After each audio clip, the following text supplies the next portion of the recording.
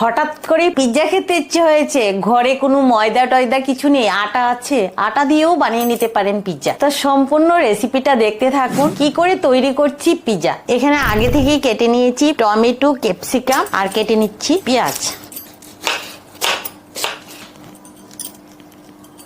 এইভাবে কাটতে হবে পেঁয়াজটা। এরকম একটা রুটি করে আমি সেঁকে নিয়েছি আর দিয়ে দিলাম এভাবে পিৎজার শেপ দিয়ে দিচ্ছি পিৎজা সস। ঘরে পিৎজা সস না থাকলে টমেটো কেচাপ দিয়েও করে দিতে পারেন।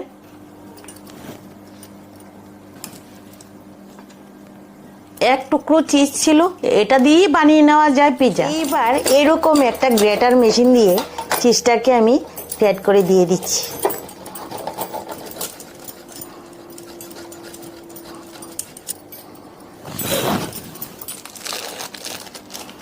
এরকম একটা চিজ ছিল, এটাও দিয়ে দিচ্ছি। এবার একে একে সবজিগুলো দিয়ে দিচ্ছি।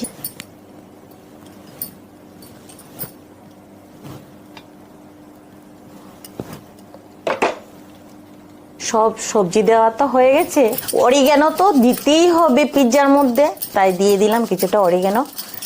পিৎজার টেস্টটা বাড়িয়ে দেয় অরিগ্যানোটা। এখন ঢাকা দিয়ে তৈরি করে নেব পিৎজা। দেখি তো আমার পিৎজাটা হয়েছে কিনা। হয়ে গেছে। কম স্টিম দিয়ে 10 মিনিট আমি ঢাকা দিয়ে রেখে দিয়েছি। দেখুন পিৎজা একবারে রেডি। এই দেখুন পেছনটাও খুব সুন্দর হয়েছে। খাওয়া তো যাবে, একটু খেয়েই দেখি কিরকম হয়েছে। একদম পিৎজার মতো হয়েছে। আটার যে বোঝাই যাচ্ছে না, খুব স্বাদ হয়েছে।